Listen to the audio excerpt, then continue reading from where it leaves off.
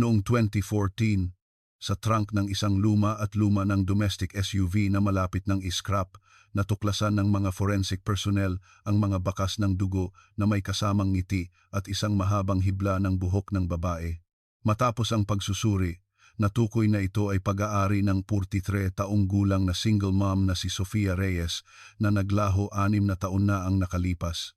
Noong panahong iyon, inakala ng lahat na hindi niya kinaya ang bigat ng buhay kaya't iniwan niya ang kanyang mga anak at naglaho na lamang.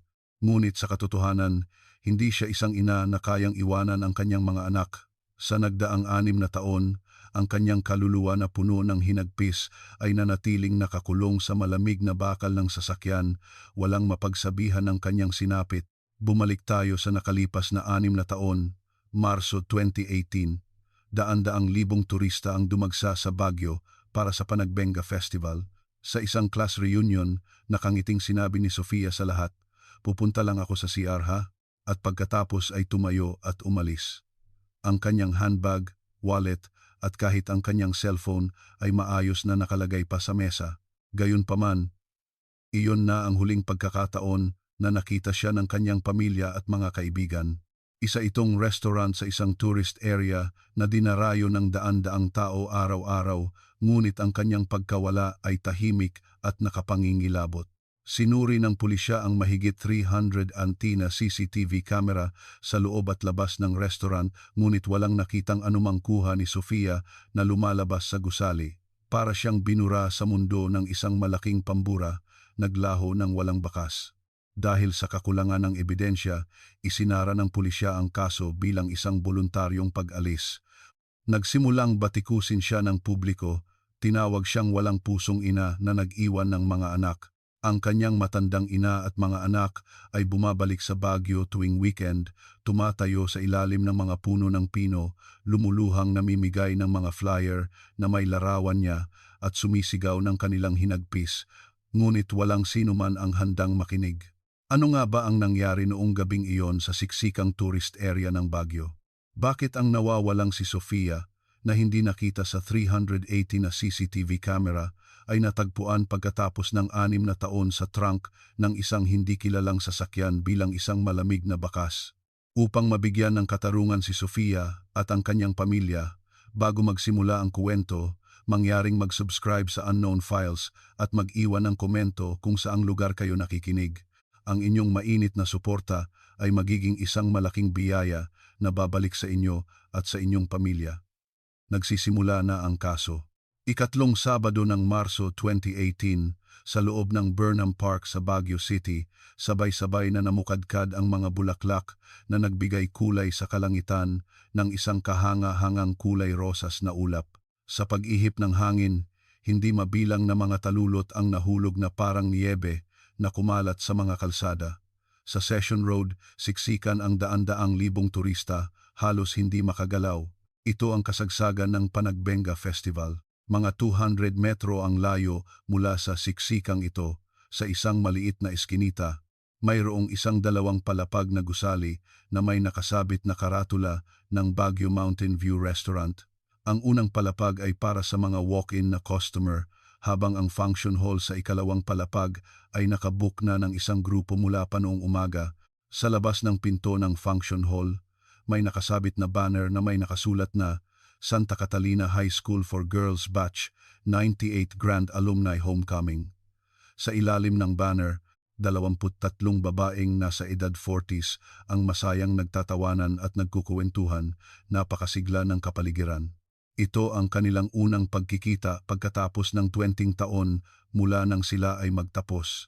Upang maisaayos ang pagtitipon na ito, 3 buwan na ang nakalipas, nagsimula ng maging abala ang class president na si Isabela Bella Santos, 44 taong gulang. Sa Facebook Messenger group chat ng klase, siya ang nag-book ng venue, nangolekta ng bayad at personal pa niyang inayos ang mga upuan. Ngunit para sa isang partikular na tao, ilang beses siyang nag-private message, pilit na kinukumbinsi itong dumalo. Ang taong iyon ay si Sofia Reyes, 43 taong gulang. Matapos mamatay ang kanyang asawa, mag-isa niyang pinalaki ang kanyang anak na babae sa high school na si Angela at anak na lalaki sa elementarya na si Miguel. Nagpapatakbo siya ng isang maliit at usong coffee shop sa Quezon City. 3 buwan bago ang reunion, na-feature siya sa isang lokal na palabas sa TV bilang isang matagumpay na single mom entrepreneur. Pagkatapos ng ulat, dumoble ang benta ng kanyang coffee shop. Mabilis na kumalat ang magagandang review sa mga blog at social media at may mga nagsimula ng magtanong tungkol sa franchising. Masasabing ito ang unang tugatog ng tagumpay sa buhay ni Sofia. Nang malaman ni Bella na maaring nag-aalangan si Sofia na dumalo dahil sa sobrang abala sa coffee shop, ipinagpaliban pa niya ang petsa ng reunion ng 1 linggo. Paulit-ulit siyang nagpadala ng mensahe, "Kailangan mong sumama, hindi magiging masaya kung wala ka." Sa masugid na paanyaya ni Bella, pumayag din si Sofia. Ito ang kanyang tanging paglabas para sa sarili sa loob ng 2 taon. Noong umaga ng reunion, alas 9 ng umaga, nagpadala si Sofia ng mensahe sa kanyang anak na si Angela. "Mommy will take lots of flower pictures today. Uuwi din ako mamayang gabi." Mula sa Cubao, sumakay siya ng deluxe bus papuntang Baguio. Dumating siya sa Baguio Terminal bandang 11:20 ng umaga, sumakay ng taxi, at pagkatapos malagpasan ang siksikang mga turista, dumating siya sa restaurant bandang 12:04 ng tanghali. Sa pinto ng function hall, ang unang sumalubong sa kanya ay si Bella. Mahigpit na niyakap ni Bella si Sofia, ipinahayag ang kanyang kagalakan sa kanilang muling pagkikita, at pagkatapos ay hinawakan ang kanyang kamay at dinala siya sa loob. Sa sandaling iyon, napansin ng isa pang kaklase, si Cristina Ocampo, ang tingin ni Bella na sinusuri mula ulo hanggang paa ang suot ni Sofia at ang kanyang bag, ngunit hindi niya ito pinansin. Alas 1:30 ng hapon, nagsimula ng uminom ng San Miguel Pale Pilsen at Red Horse ang mga magkakaklase. Dahan-dahang lumipat si Bella sa tabi ni Sofia at bumulong sa kanya na may inihanda siyang sorpresang regalo para sa kanya sa sasakyan. Nagtatakang nagtanong si Sofia kung ano iyon. Ngumiti lang si Bella at sinabing hahanap siya ng pagkakataon na lumabas para ipakita ito. Walang ibang kaklase na nakarinig sa maikling pag-uusap na iyon. Alas 2:30 ng hapon, lumabas ang 23 kaklase para magpakuha ng group picture sa ilalim ng mga puno ng pino. Nakatayo si Sofia sa gitna ng grupo, masayang nagsiselfie kasama ang iba't ibang kaibigan at ninanamnam ang pambihirang sandali ng pahinga. Si Bella ay laging nakadikit kay Sofia, ngunit ang kanyang tingin ay paminsan-minsan ay napapatingin sa pasilyo sa likuran ng function hall, sa direksyon ng emergency exit at sa labas ng bintana kung saan nakaparada ang kanyang puting SUV sa eskinita. Alas 3:00 ng hapon, tumayo si Sofia mula sa kanyang upuan. "Mag-CR lang ako." Iniwan niya ang kanyang handbag at cellphone sa mesa at lumabas ng function hall. Halos kasabay nito, si Bella, na parang may kausap sa telepono, ay itinaas ang kanyang kamay sa tainga at lumabas din mula sa kabilang direksyon na wala sa pasilyo sa likuran. Karamihan sa mga kaklase ay medyo lasing na at malakas na kumakanta ng karaoke. Walang sino man ang nakapansin sa pag-alis ni Bella.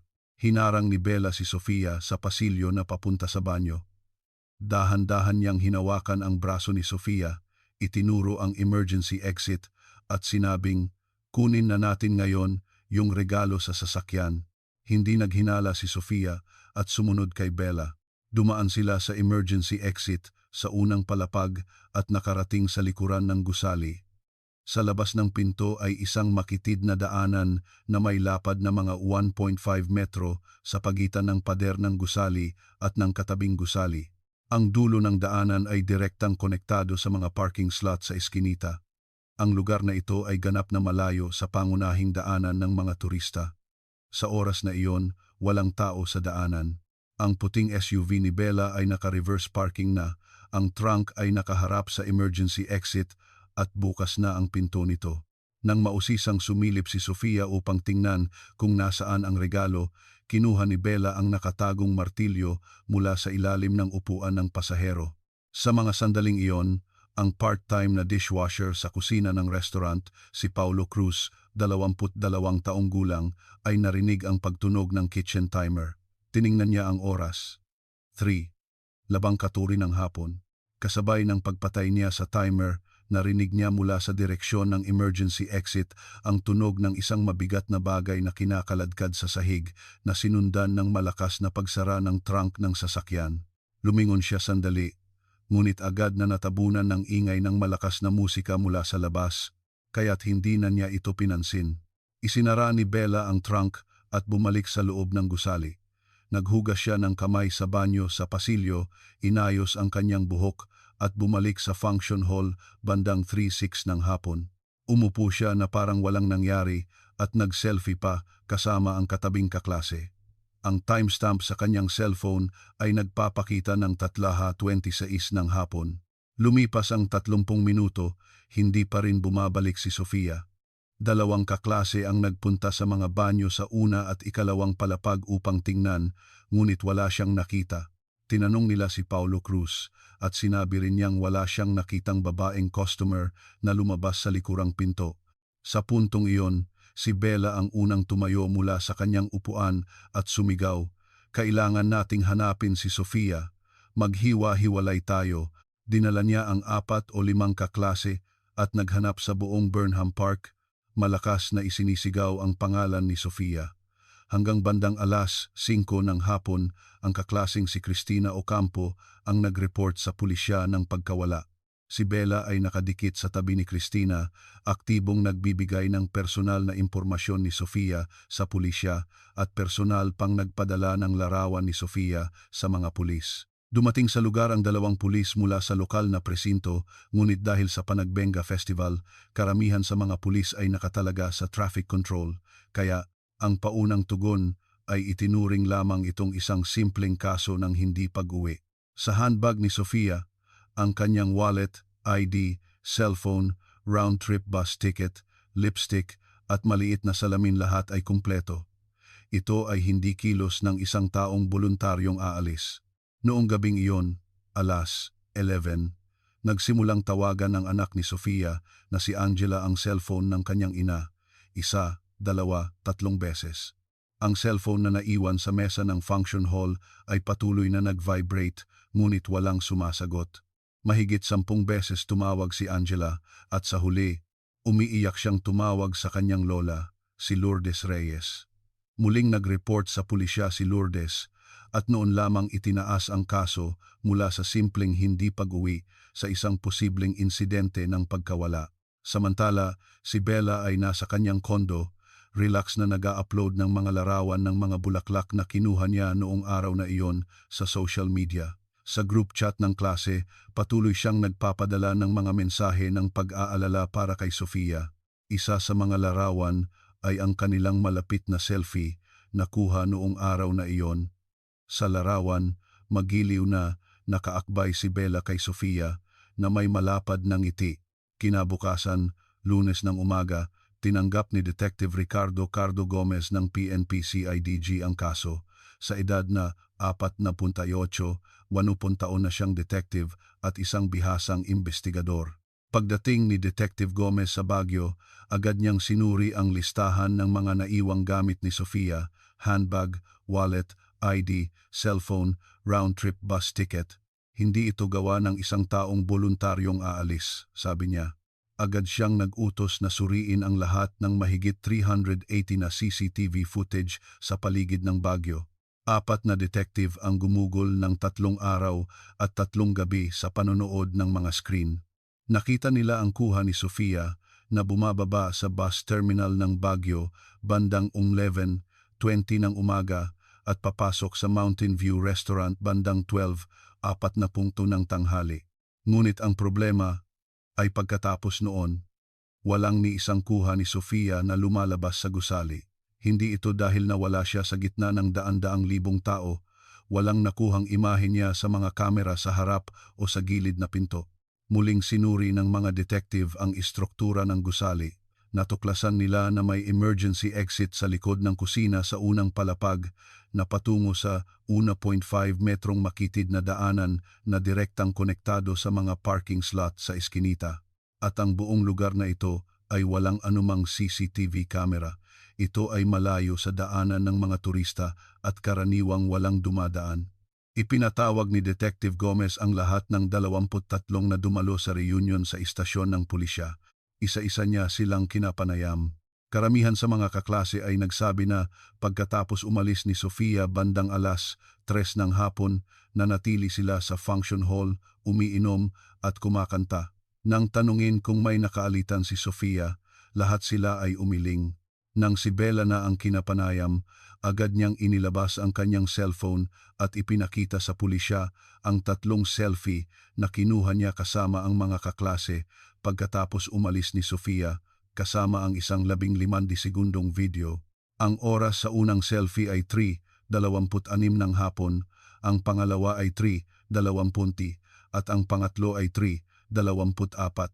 Ang GPS location data ng lahat ng 3 larawan ay tumuturo sa loob ng function hall. Namumula ang mga mata ni Bella habang sinasabi na matalik silang magkaibigan ni Sofia mula pa noong high school. Idiniin pa niya na siya ang unang lumabas para hanapin si Sofia pagkatapos nitong mawala. Dahil dito, itinuring ng mga investigador si Bella bilang isang malapit na kaibigan ng biktima at isang kooperatibong saksi, kaya maaga siyang inalis sa listahan ng mga suspek. Pinalawak ang investigasyon. Mula sa mga dating katrabaho ni Sofia, mga supplier ng coffee shop, hanggang sa 3 lalaking kaibigan na huli niyang nakausap, at maging ang mga kamag-anak ng kanyang yumaong asawa, lahat ay sinuri ng pulisya. Walang bakas ng anumang alitan o problema sa pera. Sinuri ng pulisya ang 6 na buwang chat history ni Sofia sa Facebook Messenger at lahat ng kanyang call records. Walang natagpo ang anumang banta, pananakot o palatandaan ng stalking. Sa ikatlong linggo ng investigasyon, nagsagawa ang pulisya ng malawakang paghahanap sa lupa at sa ilalim ng tubig sa 3 anyong tubig, 2 dam, at mga hiking trail sa mga kalapit na bundok. Hindi lang katawan, kahit isang piraso ng damit na posibleng pag-aari ni Sofia ay hindi natagpuan. Walang ebidensya na susuporta sa posibilidad na siya ay nagpakamatay. Ang tanging bagay na naitala sa investigasyon ay 3 maliliit na hibla na nakuha mula sa trunk ng SUV ni Bella. Sa panahong iyon, ipinapalagay ng mga forensic personnel na ito ay alikabok at mga talulot lamang na dumikit habang nakaparada sa bundok at hindi ito ipinadala para sa masusing pagsusuri.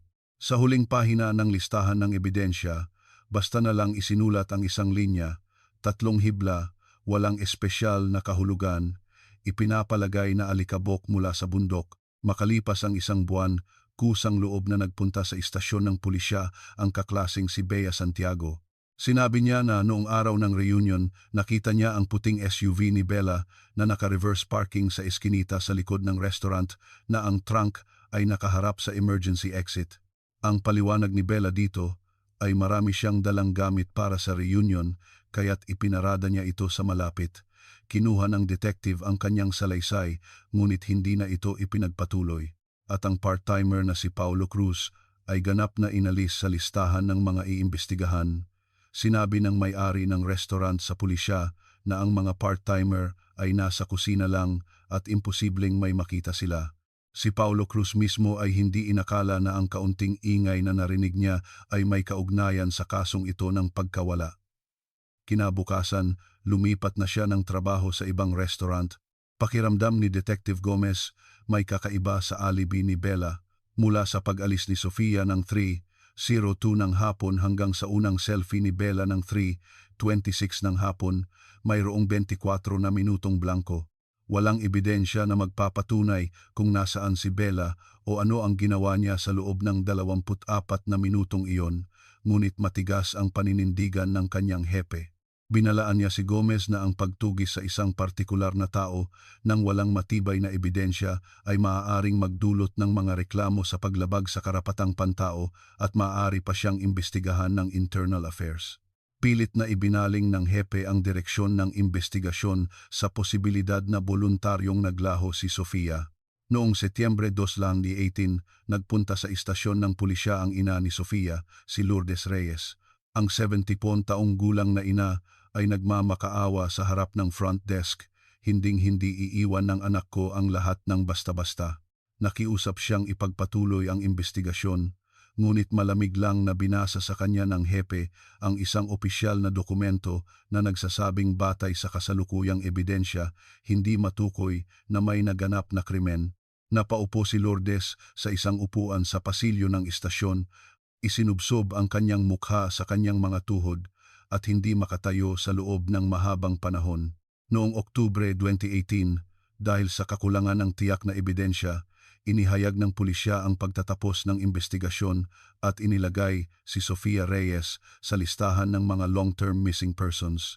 Ang makapal na case file ay inilagay sa Cold Case Archives ng CIDG, may markang Case Number 3.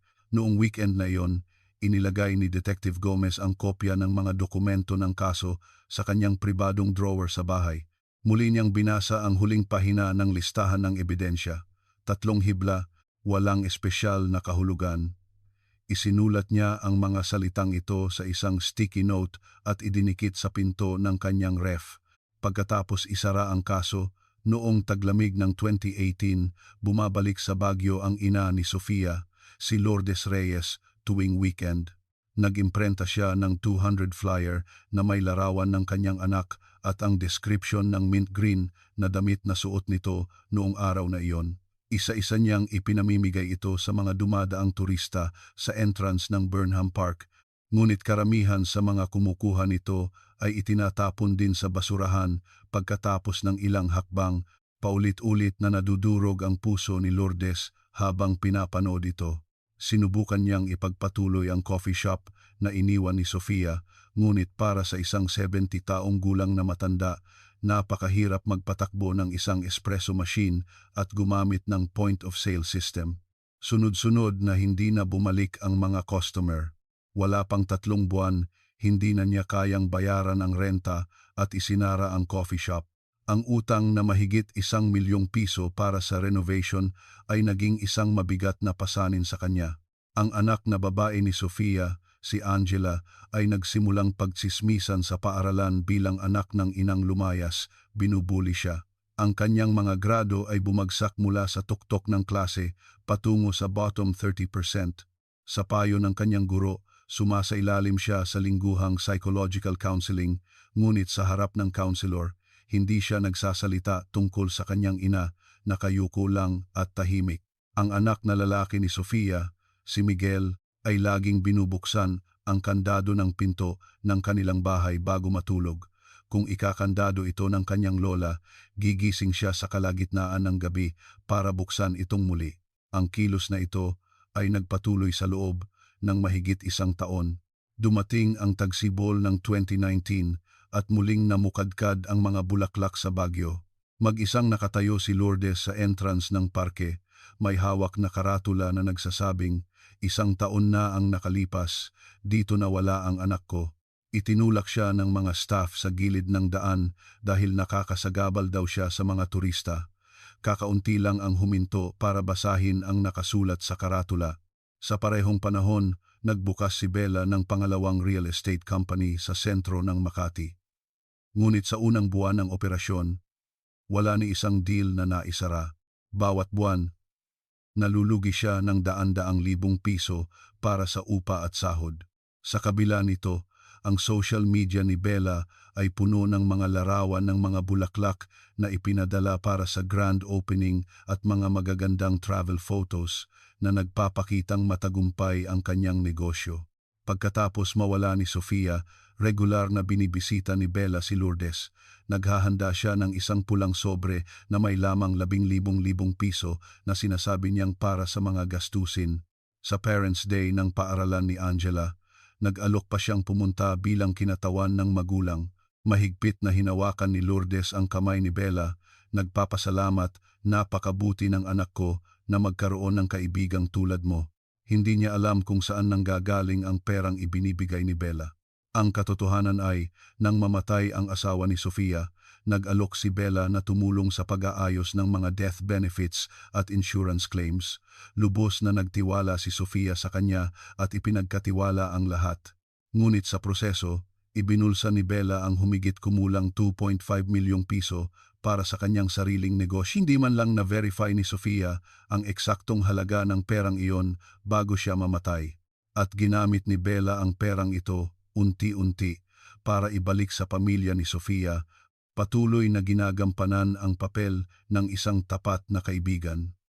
Sa Facebook Messenger group ng klase, tuwing kaarawan ni Sofia, nagpo-post si Bella ng mga mensahe ng pag-alala. Sa unang anibersaryo ng pagkawala ni Sofia, mag-isa siyang nagpunta sa Baguio, kumuha ng mga larawan ng mga bulaklak at nag-post ng mahabang tribute. Maraming kaklase ang nag-iwan ng mga komento ng pakikiramay. Bella, ikaw siguro ang pinakanalulungkot sa lahat. Isang araw noong 2019, habang nag-uusap sina Cristina Ocampo at Bella, nabanggit ang tungkol sa kanilang high school days at nasaksihan ni Cristina ang isang kakaibang pangyayari. Nang banggitin ni Bella ang graduation ceremony kung saan si Sofia lang ang nakatanggap ng Principal's Award at kung paano umamin ng pag-ibig kay Sofia ang lalaking crush niya, bigla niyang ibinagsak ang hawak na baso sa mesa. Ang mga pangyayari, 10 taon na ang nakalipas, naaalala pa rin niya ng napakalinaw. Kinilabutan si Cristina, ngunit hindi siya naglakas loob na magsalita. Noong tagsibol ng 2020, nahimatay si Lourdes sa bahay at isinugod sa ospital. Na-diagnose siya na may brain stroke at ang kaliwang bahagi ng kanyang katawan ay ganap na paralisado. Si Angela, na 11 taong gulang noon, ay dumidiretso sa ospital pagkatapos ng klase para subuan ng pagkain ang kanyang lola at tulungan sa therapy. Tuwing weekend, nagtatrabaho siya sa isang convenience store para kumita ng pambayad sa gamot ng kanyang lola, sa tuition fee ng kanyang kapatid at sa interes ng utang para sa coffee shop. Sa loob lang ng kalahating taon, nabawasan ng 7 kilo ang timbang ni Angela. Dumalaw pa si Bella sa ospital. Naglagay siya ng isang basket ng prutas sa tabi ng kama at paulit-ulit na sinabi kung gaano siya nag-aalala kay Sofia. Si Lourdes, na hirap nang magsalita dahil sa stroke, ay mahigpit pa ring hinawakan ang kamay ni Bella. Sa pasilyo, nakita ni Angela ang eksena at tahimik na yumuko. Si Detective Gomez, na humawak ng kaso noon, ay inilipat sa Traffic Division noong unang bahagi ng 2019. Ngunit palagi niyang itinatago ang kopya ng case file sa isang drawer sa bahay. Pagkatapos ng trabaho, lagi niya itong binabasa. Tuwing umaga, bago umalis, tinitingnan niya ang sticky note na nakadikit sa pinto ng ref. Selfie timestamp, 24-minute gap. Noong tagsibol ng 2021, habang umiinom sina Bea Santiago at Bella sa isang inuman sa Quezon City, biglang nasabi ni Bea, "Noong panahong iyon, parang may kakaibang amoy ang trunk ng kotse mo." Biglang humigpit ang pagkakahawak ni Bella sa baso ng beer, namuti ang kanyang mga buko, ngunit agad niyang ibinalik ang kanyang ekspresyon, ngumiti at sinabing, bumili ako ng seafood noon, nilagay ko sa trunk." Malinaw na nakita ni Bea ang kanyang paninigas sa sandaling iyon, ngunit para hindi masira ang gabi, hindi na siya nagtanong pa. Noong 2022, nagsara na rin ang pangalawang real estate company ni Bella. Ang kaso ng hatian ng ari-arian sa pagitan niya at ng kanyang ex-husband, si Marco Vargas, ay umabot sa korte. Ang buong sitwasyong pinansyal ni Bella ay nalantad sa ilalim ng batas. Mahigit 4 na taon nang nawawala si Sofia, ngunit walang sinuman ang mas malapit sa katotohanan. Isang araw, sa family court ng Quezon City, ang ex-husband ni Bella na si Marco, upang mahanap ang mga nakatagong asset ni Bella sa kanilang annulment case, ay umupa pa ng isang pribadong investigador. Ang resulta ay higit pa sa kanyang inaasahan. Bukod sa isang kahina-hinalang account sa pangalan ni Bella, natuklasan din ang 2 dummy account sa pangalan ng kanyang ina. Ang kabuuang halaga sa 3 account na ito mula noong Abril 2018 ay may mga hindi maipaliwanag na cash deposit na umaabot sa humigit kumulang 2.5 milyong piso. Ang abogado ni Marco, si Attorney Victoriano Salcedo, habang inihahanda ang mga dokumentong ito para sa korte, ay napansin ang isang mahalagang punto. Marso 2018. Napagtanto niya na ang petsang ito ay eksaktong tumutugma sa kaso ng pagkawala ng isang babae sa Baguio 6 na taon na ang nakalipas. Sa kanyang legal brief, direktang binanggit ni Attorney Salcedo ang kaso ng pagkawala ni Sofia Reyes at iminungkahi sa korte na maaring may mas malubhang bagay na itinatago si Bella kaysa sa simpleng pagtatago ng ari-arian. Ang nilalaman ng dokumentong ito ay napunta sa kamay ng isang reporter na nagko-cover sa korte. Ilang araw pagkatapos, isang artikulo ang lumabas sa isang lokal na news website, Baguio Missing Person Case from 6 years ago rekindled amidst best friends annulment case. Ang ulat na ito ay muling na-publish sa iba't ibang mga platform ng balita na nagbalik sa atensyon ng publiko sa matagal nang nakalimutang kaso. Isa sa mga nakabasa ng ulat ay si Bea Santiago. Sa sandaling mabasa niya ang balita, agad niyang naalala ang ekspresyon ni Bella sa inuman noong 2021. Nang banggitin niya ang kakaibang amoy sa trunk, biglang nanigas ang mukha ni Bella. Matapos ang 3 gabing hindi makatulog, nagpasya si Bea na personal na magpunta sa CIDG headquarters. Sumulat si Bea ng isang detalyadong salaysay, kasama na ang sinabi ni Bella noong gabi bago ang reunion habang lasing. Sawang-sawa na ako sa pagyayabang ni Sofia. Sana mawala na lang ang taong yon. Bukod dito, detalyado niyang isinalaysay ang kanyang mga alaala 6 na taon na ang nakalipas, kasama na ang pagkita niya sa SUV ni Bella na naka-reverse parking sa likod ng restaurant na ang trunk ay nakabukas sa loob ng 2 o 3 segundo. Ang testimonya na ito ay perpektong tumutugma sa detalye na basta na lang binaliwala noong 2018 dahil sa paliwanag ni Bella. Sa mismong araw na isinumite ang salaysay ni Bea, kumilos ang dating detective na si Cardo Gomez na nasa traffic division na. Nagsumite siya ng isang ulat sa kanyang mga superior, kusang loob na humihiling na ibalik sa CIDG at sumali sa Special Investigation Team para sa mga cold case. Batay sa mga alituntunin ng PNP sa muling pagbubukas ng mga cold case na aprubahan ang kanyang kahilingan. Makalipas ang 6 na taon, bumalik si Detective Gomez sa kaso ni Sofia Reyes. Ang unang hakbang sa muling pagbubukas ng investigasyon, agad na humiling si Detective Gomez sa korte ng isang warrant para sa digital forensic examination ng cellphone ni Bella. Matapos maaprubahan ang warrant, ipinadala ang kaso sa PNP Anti-Cybercrime Group. Lumabas ang mga resulta. Ang mga tinanggal na search history ni Bella ay matagumpay na na-recover. 2 linggo bago ang Panagbenga Festival, masinsinang hinanap ng kanyang cellphone ang 3 hanay ng mga keyword.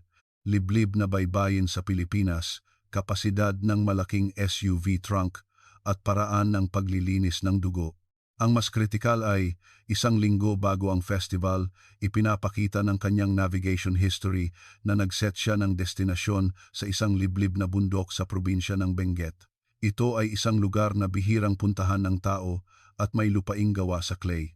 Ipinapahiwatig ng ebidensyang ito na malamang na in-scout na ni Bella ang lugar kung saan niya itatapon ang katawan at posibleng naghukay na rin ng butas. Natuklasan din ng forensic team sa cloud storage ni Bella ang isang nakatagong folder. Naglalaman ito ng 17 screenshot ng mga blog post na nag-uulat tungkol sa tagumpay ng coffee shop ni Sofia at 8 larawan mula sa panayam sa lokal na TV. Bukod dito, mayroong 4 na larawan ni Sofia na may malaking X na iginuhit gamit ang pulang panulat. Ang petsa ng paggawa ng folder na ito ay Disyembre 3, 2017. Nang mabalita sa media ang muling pagbubukas ng investigasyon, nagpunta sa CIDG headquarters ang anak ni Sofia, si Angela. Si Angela, na 20 taong gulang na, ay nakapasa sa universidad ngunit kasalukuyang naka-leave of absence dahil hindi niya kayang bayaran ang tuition. Tumayo siya sa harap ng desk sergeant at sinabing, 6 na taon na po kaming naghihintay. Pakiusap po, siguraduhin niyong malutas na ang kaso sa pagkakataong ito. Ang eksenang ito ay nakuha ng mga news camera at ipinalabas sa buong bansa. Biglang tumaas ang atensyon sa kaso. Kusang loob ding nakipag-ugnayan si Cristina Ocampo kay Detective Gomez. Detalyado niyang isinalaysay kung paano biglang nagbago ang ugali ni Bella nang mabanggit ang tungkol sa Principal's Award at ang kanyang first love noong 2019 na nagpapakita ng matinding galit. Ito ang unang beses na opisyal na naitala ang baluktot na damdamin ni Bella para kay Sofia sa loob ng maraming taon. Natagpuan din ng pulisya ang isang mahalagang tao na nakaligtaan noong 2018. Mula sa mga employment records ng restaurant, natukoy nila ang pagkakakilanlan ng part-timer na si Paulo Cruz.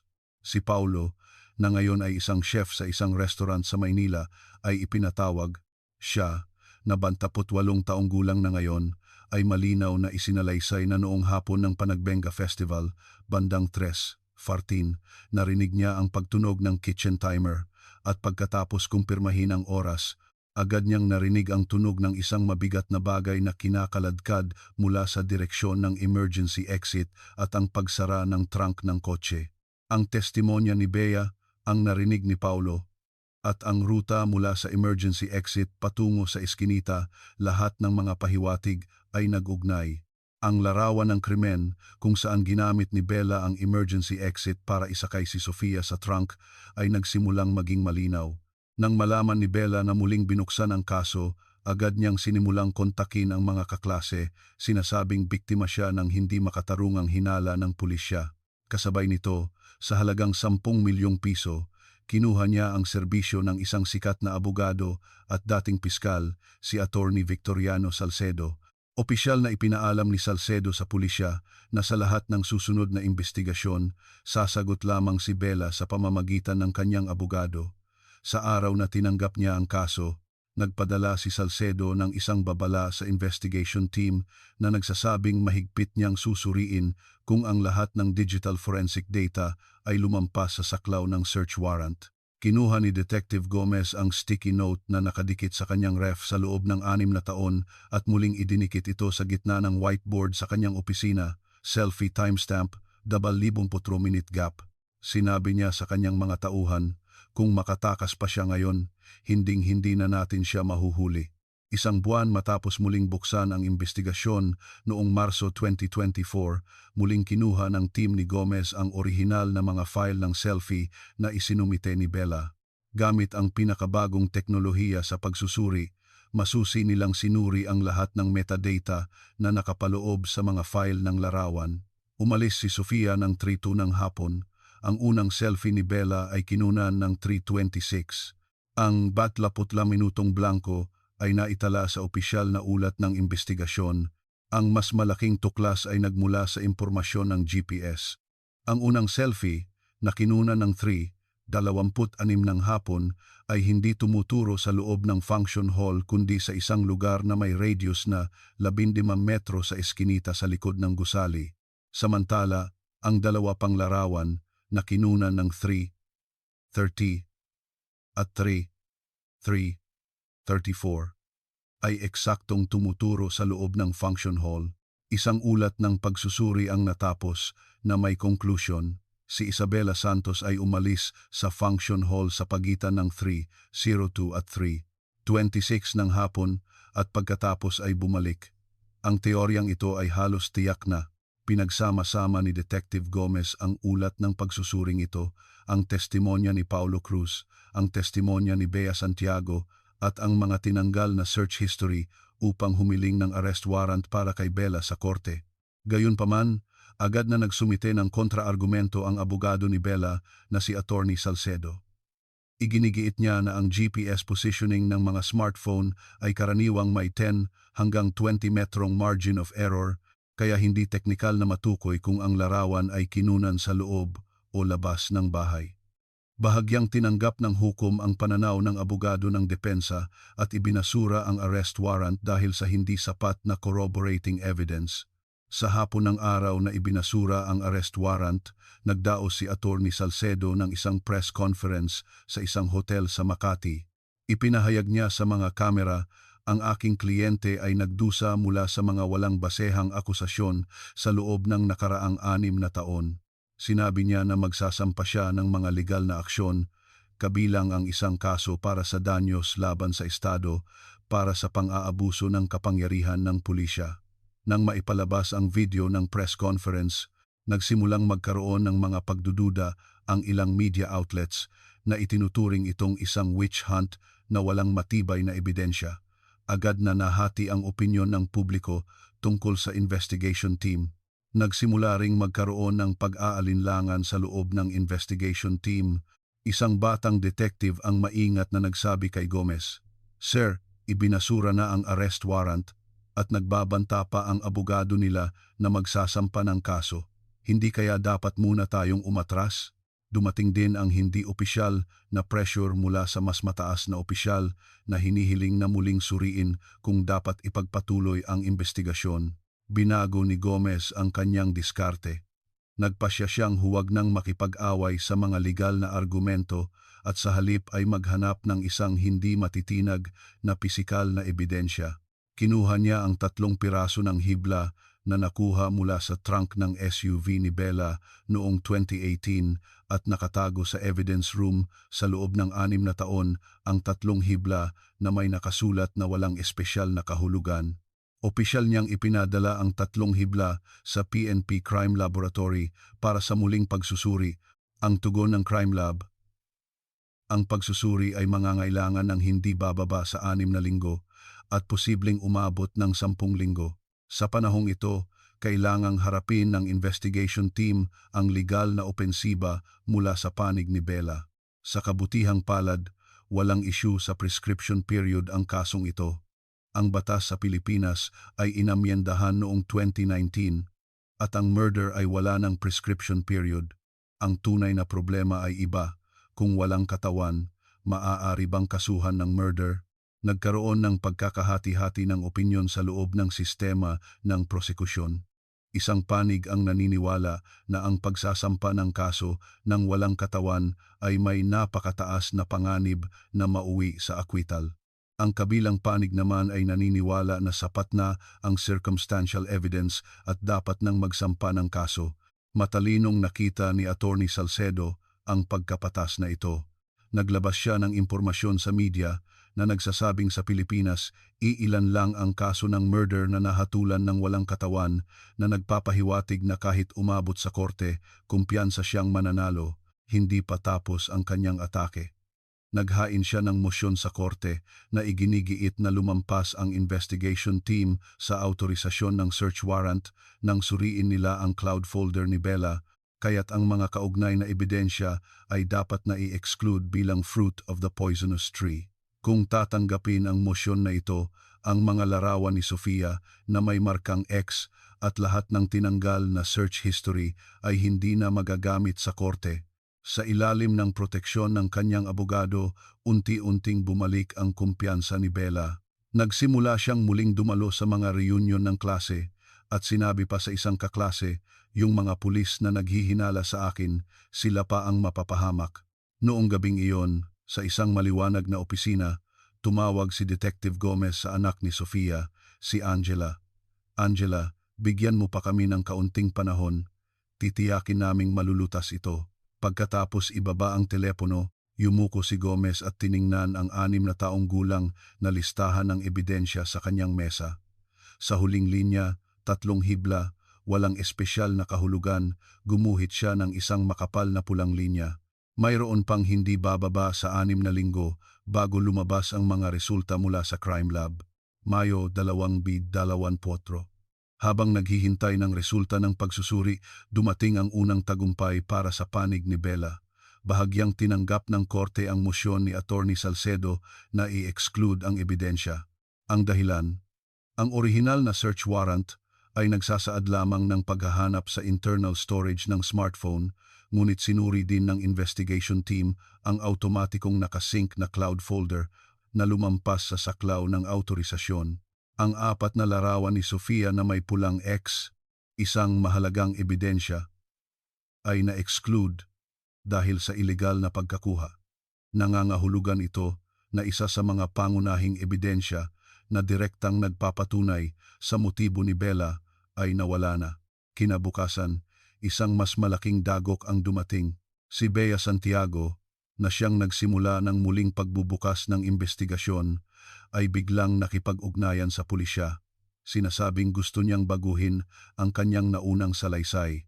Nagsumiti siya ng isang binagong salaysay na nagsasabing ang mga sinabi ni Bella noong gabi bago ang festival ay maaaring pinalaki lamang niya o hindi na tumpak ang kanyang alaala.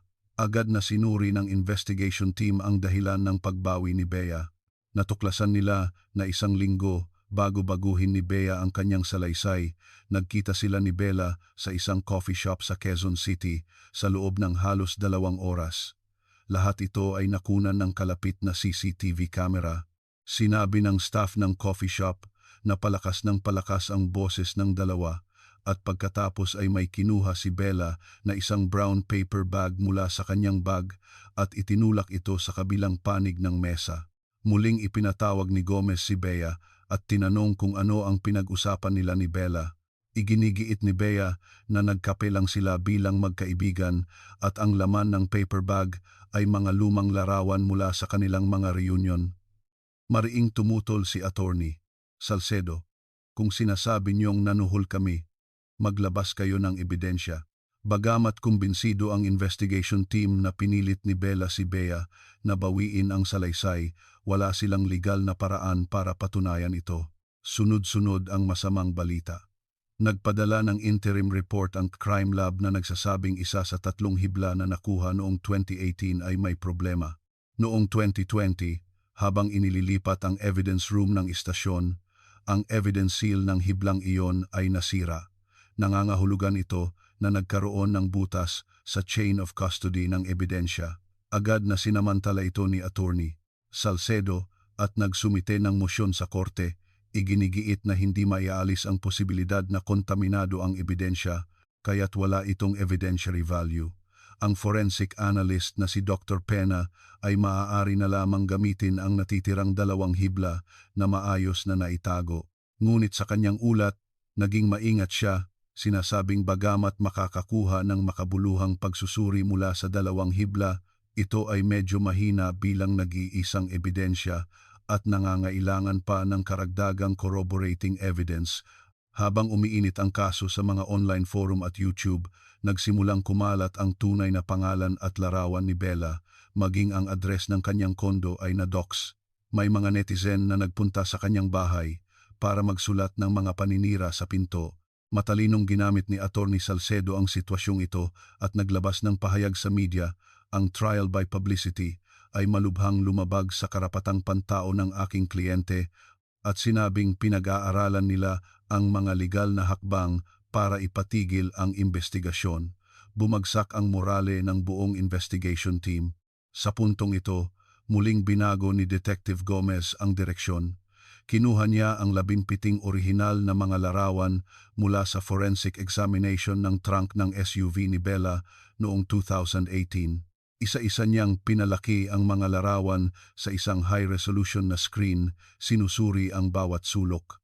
Sa ika-14 na larawan, sa kanang ibabang sulok sa rubber seal sa pagitan ng sahig ng trunk at ng katawan ng sasakyan, may tila nakasabit, isang hibla ng buhok. Mahigpit itong nakasiksik sa siwang sa pagitan ng rubber seal at ng metal panel, kaya't hindi ito napansin ng sinuman sa crime scene. 6 na taon na ang nakalipas. Agad na ipinahanap ni Gomez ang kinaroroonan ng SUV ni Bella. Ang sasakyan ay hindi pa na-scrap. Ibinenta ito noong 2019 sa isang second-hand car dealer sa Quezon City at pagkatapos ay 2 beses pang naipasa. Kasalukuyan itong nakarehistro sa isang residente ng Quezon City. Agad na humiling si Gomez sa korte ng warrant para sa muling pagsusuri ng sasakyan.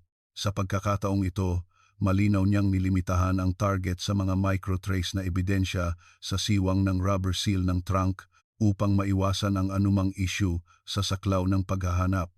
Sa loob ng 1 araw, naaprubahan ang warrant. Ang muling pagsusuri ay ginanap sa isang basement parking ng isang condominium sa Quezon City. Sa kooperasyon ng kasalukuyang may-ari, binuksan ang trunk. Si Dr. Pena mismo mula sa crime lab, dala ang mga espesyal na kagamitan ang nag-alis ng rubber seal. Pagkatapos ng 40 minuto, sa 0.3 mm siwang sa pagitan ng goma at metal, isang buong hibla ng buhok na may habang mga 12 cm ang nakuha. Ito ay perpektong na preserve sa isang kapaligirang hindi kontaminado. Agad itong isinilid ni Dr. Pena sa isang sterile container at ang buong proseso mula sa pagkakuha hanggang sa pag-seal ay na-video. Pagkatapos ay ipinadala ito sa crime lab. Ang hibla ng buhok na ito, hindi tulad ng hibla na may sira sa chain of custody, ay isang ganap na bagong ebidensya. Bawat hakbang mula sa pagkolekta hanggang sa pag-seal ay kumpletong naidokumento. Sinabi ni Dr. Pena na ang pagsusuri ay mangangailangan ng hindi bababa sa 4 na linggo. Samantala, muling nakipag-ugnayan si Cristina Ocampo kay Detective Gomez. Nabalitaan niya ang pagbawi ni Bea ng salaysay at nagpa siyang magbigay ng mas detalyadong impormasyon. Isa-isa niyang isinalaysay ang mga konkretong halimbawa ng pagiging mapagkumpitensya at inferiority complex ni Bella kay Sofia sa loob ng maraming taon matapos bumagsak ang testimonya ni Bea. Ang karagdagang impormasyon mula kay Cristina ang nagligtas sa huling linya ng depensa ng investigation team tungkol sa motibo ng krimen. Agosto 2024. Dumating ang pinal na ulat ng pagsusuri mula sa crime lab. Matagumpay na nakuha ni Dr. Pena ang mga selula at DNA mula sa follicle ng buhok na natagpuan sa siwang ng trunk seal. Matapos itong ikumpara sa sample na kinuha mula sa buccal swab ng anak ni Sofia na si Angela, kinumpirma sa 15 genetic loci ang isang perpektong tugma na naaayon sa relasyon ng mag-ina. Siyentipikong napatunayan ng ebidensya na ang buhok ni Sofia Reyes ay talagang nasa trunk ng SUV ni Bella. Kasabay nito, lumabas din ang resulta ng masusing pagsusuri sa 2 hibla na maayos na naitago. Ang material ng hibla ay 55% linen at 45% cotton blend. Ang kemikal na komposisyon ng mint green na tina nito at ang habi ng tela ay eksaktong tumutugma sa manufacturer at production batch ng damit na suot ni Sofia noong araw na siya ay nawala. Ang kombinasyon ng 2 pisikal na ebidensya, ang buhok at ang mga hibla, ay napakalakas na hindi na maaaring ipagtanggol bilang isang simpleng aksidenteng pagdikit. Pinagsama-sama ni Detective Gomez ang ulat ng DNA, ang 24 minutong blanco sa alibi, ang narinig ni Paulo Cruz, ang paunang testimonya ni Bea Santiago, ang testimonya ni Cristina Ocampo tungkol sa motibo, ang mga tinanggal na search history, at ang navigation record papuntang bundok ng Benguet sa isang kumpletong ulat. Ipinadala ito sa Quezon City Prosecutor's Office. Paulit-ulit na tinalakay ng mga piskal kung sapat na ba ito para magsampa ng kaso ng murder kahit walang katawan. Sa huli, napagpasyahan nila ang pinagsamang lakas ng DNA at pagsusuri ng hibla ay lumampas na sa reasonable doubt. Humiling ang piskal ng arrest warrant sa korte. Sa pagkakataong ito, inaprubahan ito ng hukom sa loob ng 12 oras, Agosto 23, Biyernes 6 ng umaga.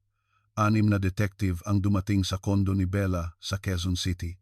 Ang mga puno ng cherry blossom na nakatanim sa komunidad ay matagal nang nalanta, puro lunti ang dahon na lang ang natira. Nag-doorbell ang mga detective. Pagkatapos ng 3 minuto, binuksan ni Bella na nakapantulog ang pinto. Nang ipakita ni Detective Gomez ang arrest warrant sa harap niya, biglang namutla si Bella. Agad niyang isinara ang kanyang bibig, nagpapakita ng postura na tatangging sumagot sa anumang tanong hanggat wala ang kanyang abogado. Sa hapon ng araw na iyon, agad na naghain si Attorney Salcedo ng mosyon para sa habeas corpus sa korte.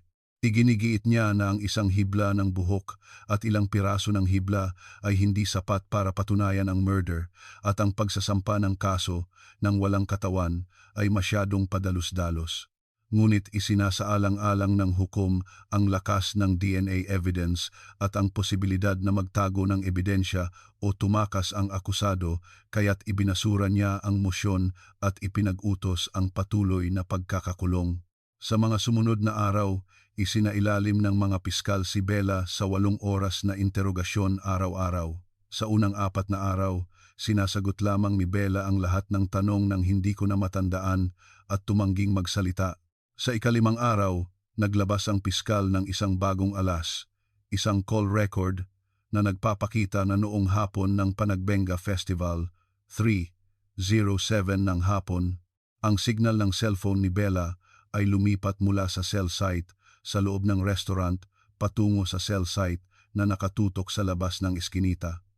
Sumunod, naglabas ang piskal ng isang credit card transaction record. Sa parehong araw, 10 ng gabi, sa isang gas station sa La Trinidad, Benguet, mayroong isang transaksyon gamit ang credit card ni Bella para sa car wash. Naitago pa ng may-ari ng gas station ang kanyang logbook mula 6 na taon na ang nakalipas, kung saan may nakasulat na 10 p.m., puting SUV, nagpa-steam clean ng trunk interior. Sa ikapitong araw, nagdagdag ang piskal ng bagong ebidensya, ang signal trail ng SUV ni Bella na naitala ng mga cell site habang dumadaan ito sa mga bundok ng Benguet noong gabing iyon. Iniharap ng piskal ang record na ito kasama ang navigation search ni Bella sa parehong lokasyon 1 linggo bago na kumpletong bumuo sa kanyang plano ng pagtatapon ng katawan. Sa parehong araw, natukoy din ang pinagmulan ng 25 milyong piso. Ito ang death benefits at insurance money ng asawa ni Sofia na ibinulsa ni Bella habang nagkukunwaring tumutulong. Ginamit pa niya ang bahagi ng perang ito bilang tulong na regular na ibinibigay sa pamilya ni Sofia para pagtakpan ang kanyang krimen. Sa ikawalong araw, tumestigo si Dr. Pena, ang forensic analyst. Ipinaliwanag niya na dahil nakasiksik ang buhok sa 0.3 mm siwang na nakahiwalay sa hangin, sikat ng araw at tubig, kaya't ang DNA ay na-preserve ng halos walang decomposition. Tumayo si Attorney Salcedo para sa cross-examination. Kinuwestiyon niya na ang sasakyan ay dumaan sa 3 may-ari sa loob ng 6 na taon kaya hindi maiaalis ang posibilidad ng kontaminasyon. Sumagot si Dr. Pena sa pamamagitan ng pagbanggit ng 3 pag-aaral na inilathala sa mga International Forensic Journal tungkol sa preservation ng microtraces sa mga selyadong sasakyan na nagsasabing may mga tala ng DNA na na-preserve ng higit sa 10 taon sa mga selyadong kapaligiran. Nawalan ng lakas ang cross-examination ni Attorney Salcedo. Sa ika-9 na araw, ipinatawag ng piskal si Bea Santiago bilang saksi. Umupo si Bea sa witness stand ngunit hindi makapagsalita. Mahigpit niyang hinawakan ang kanyang mga tuhod, naghihintay sa tanong ng piskal. Sa sandaling iyon, ang nasa akusadong upuan na si Bella ang unang kumilos. Bago pa siya mag-breakdown, ipinakita ng piskal sa screen ng korte ang isang larawan. Ito ang huling mensahe na ipinadala ni Sofia sa kanyang anak na si Angela noong umaga ng araw na siya'y nawala. Mommy will take lots of flower pictures today. Uuwi din ako mamayang gabi. Tumingin si Bella sa screen, biglang tinakpan ang kanyang mukha ng 2 kamay at humagulgol sa upuan ng akusado. Sinubukan siyang pakalmahin ni Attorney Salcedo, ngunit hindi niya mapigilan ang pag-iyak. Matapos ang halos 20 minutong pag-iyak, nagsalita si Bella. Inamin niyang siya ang nag-akit kay Sofia sa emergency exit, pinalo ito ng martilyo at isinilid ang walang malay na si Sofia sa trunk. Nagpatuloy ang kanyang pag-amin. Sinabi niya na bago pa man umalis si Sofia para mag-CR, nauna na siyang lumabas sa emergency exit, binuksan ang trunk ng kanyang nakaparadang SUV at naghintay. Sinalubong niya si Sofia sa pasilyo, nilinlang ito na may kukunin siyang regalo sa kotse at dinala sa likurang daanan. Kinuha niya ang nakatagong martilyo at pinukpok ang likod ng ulo ni Sofia. Isinilid niya ang walang malay na si Sofia sa trunk, isinara ito, bumalik sa function hall at kumuha ng mga selfie para gumawa ng alibi. Noong gabing iyon, pagkatapos ng reunion, mag-isa siyang nagmaneho papunta sa mga bundok ng Benguet. Dahil nakapaghukay na siya ng kalahating butas 1 linggo bago, mabilis niyang natapos ang trabaho.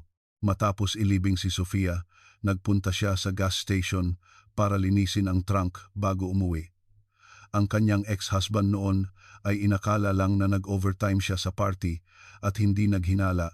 Sa pamumuno ni Bella, nagtungo ang investigation team sa isang dalisdis sa bundok ng Benguet at nagsimulang maghukay. sa lalim na mga 1.2 metro, isang kalansay na nakalibing sa loob ng 6 na taon ang nahukay. Sa pamamagitan ng dental records at DNA comparison, kinumpirma ng crime lab na ang kalansay ay kay Sofia Reyes. Pebrero 2020, araw ng paghatol sa Quezon City Regional Trial Court.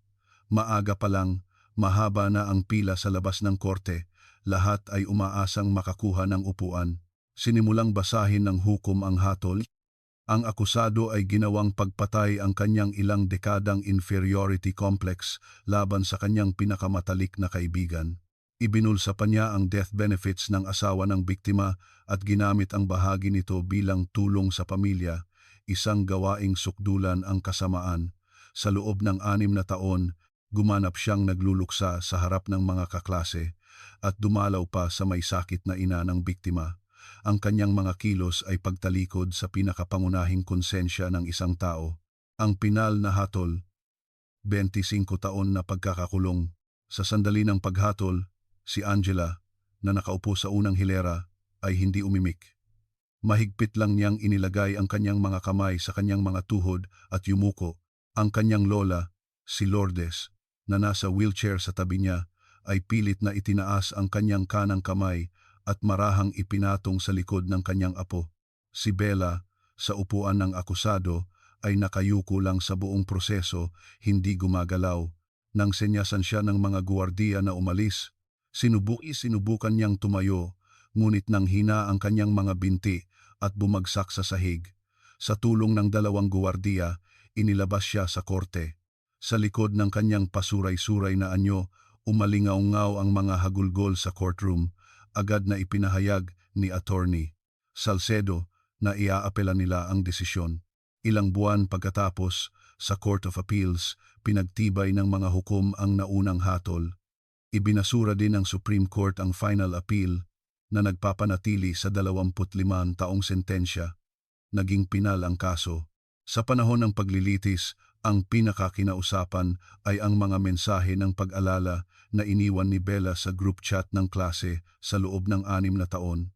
Isa-isang binasa ng piskal ang mga mensahe ayon sa pagkakasunod-sunod. Sa kaarawan ni Sofia, isinulat niya, "Miss na kita." Sa unang anibersaryo ng pagkawala, nag-post siya ng mahabang tribute at ang kanyang mga pag-iyak sa mga kaklase tungkol sa kanyang matinding kalungkutan. Habang binabasa ng piskal, may mga miyembro ng jury na tumalikod at ang mga kaklase sa audience nang mapagtanto na niloko sila sa loob ng 6 na taon ay nahihiyang yumuko. Ang isa pang nagpatahimik sa korte ay ang pagbubunyag sa pinagmulan ng 15,000 pisong buwanang tulong ni Bella kay Lourdes. Ang pera ay nagmula sa ibinulsa niyang death benefits ng asawa ni Sofia. Nang malaman ni Lourdes na sa loob ng maraming taon ay tumatanggap siya ng pera ng kanyang anak mula sa mismong pumatay dito, hindi siya nagsalita hanggang sa pag-alis sa korte. Si Bea Santiago, na bumawi ng salaysay, ay personal na bumisita sa pamilya ni Sofia pagkatapos maging pinal ang hatol. Lumuhod siya sa harap ni Angela at inamin na natakot lang siya kay Bella kaya hindi niya napanindigan ang katotohanan. Habang nakaluhod si Bea, yumuko si Angela at mahinahong sinabi, "Tita, kung hindi po kayo nagpunta sa pulis noon, hindi po muling mabubuksan ang kaso. Salamat po." Pagkatapos nito, tumalikod si Angela at umalis. Nakatanggap si Detective Gomez ng parangal mula sa PNP para sa kanyang serbisyo. Sa seremonya, umakyat siya sa entablado at maikling nagsalita, "Kung mas masusi lang naming sinuri ang mga hibla sa trunk 6 na taon na ang nakalipas, marahil ang naibalik namin sa pamilya ay isang buhay na Sofia Reyes, hindi isang malamig na kalansay." Habang nagsasalita, hindi niya inihiwalay ang kanyang tingin sa sahig. Si Paulo Cruz, ang dating part-timer, ay pinalibutan ng mga reporter sa labas ng korte matapos tumistigo. Yumuko siya ng malalim at sinabing, "Kung sinabi ko lang sa pulis ang narinig ko 6 na taon na ang nakalipas, marahil ay iba ang naging resulta." Ang ex-husband ni Bella, si Marco, ay nagsabi, "Gusto ko lang habulin ang mga tinago niyang ari-arian sa aming annulment case. Hindi ko inakala na iyon ang magiging susi sa paglutas ng isang murder case." Ayon sa mga tala ng korte, Ang huling sinabi ni Bella sa kanyang pag-amin ay, nasa kanya na ang lahat, hindi ba? Mula pa noong high school hanggang ngayon, habang buhay, anino niya lang ako. Nang basahin ito sa korte, tumayo si Angela mula sa audience. Sumigaw siya sa akusado, wala pong pag-aari ang nanay ko. Lahat ng meron siya, pinaghirapan niyang mag-isa. Tumahimik ang buong korte. Ang mga labi ni Sofia ay inilibing sa isang tahimik na sementeryo sa labas ng Maynila. Sa lapida, ipinaukit ni Angela ang isang linya. Namukadkad na naman ngayong taon ang paboritong bulaklak ni Mama. Si Miguel, ang kanyang kapatid, ay hindi nagsalita sa buong libing. Bago umalis, tahimik siyang naglagay ng isang maliit na mug sa harap ng lapida, isang mug mula sa coffee shop ng kanyang ina. Noong gabing iyon, pagkatapos ng libing, mag-isang nakatayo si Miguel sa harap ng kanilang pinto. Tiningnan niya ang kandado na gabi-gabi niyang binubuksan sa loob ng maraming taon. Nag-atubili siya. Pagkatapos ng ilang segundo, iniunat niya ang kanyang kamay, pinihit ang doorknob at ikinandado ang pinto. Ito ang unang pagkakataon sa loob ng 6 na taon. Si Angela, na nakatayo sa tabi niya, ay tahimik na ipinatong ang kanyang kamay sa balikat ng kanyang kapatid. Marso 2025. Muling namukadkad ang mga bulaklak sa Baguio. Mag-isang bumalik si Angela sa lugar kung saan huling naglakad ang kanyang ina 7 taon na ang nakalipas. Tumayo siya roon, nakatingala sa mga nagliliparang talulot ng bulaklak. Matagal siyang tumingin. Hawak niya ang kanyang cellphone. Sa screen, mayroong isang hindi na ipadala na mensahe sa Facebook Messenger. Ang mensahe ay para sa kanyang ina. Nananatiling maliwanag ang screen, tahimik na sinasalo ang bawat nahuhulog na talulot. Sa wakas, pagkatapos ng 6 na taong mahabang paghihintay, nakabalik si Sofia Reyes sa yakap ng kanyang pamilya. Ang taong inakala niyang pinakamatalik na kaibigan ay hindi pala pagkakaibigan ang dala, kundi ilang taon ng inggit at kasakiman. Ang katotohanan ito ay nakapanlulumo.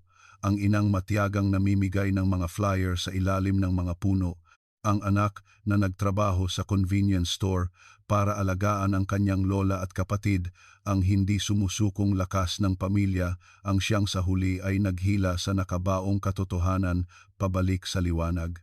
Maraming beses, mas mahirap nating makita ang kalooban ng mga taong pinakamalapit sa atin. Ngunit kahit na ganoon, ang pusong laging nag-aalaala at hindi sumusuko para sa isang tao ay marahil ang pinakamakapangyarihang lakas sa mundo. Kung napakinggan ninyo ang kuwentong ito hanggang sa dulo, mangyaring mag-iwan ng komento at sabihin sa amin kung saang lugar ninyo ito ligtas na natapos pakinggan.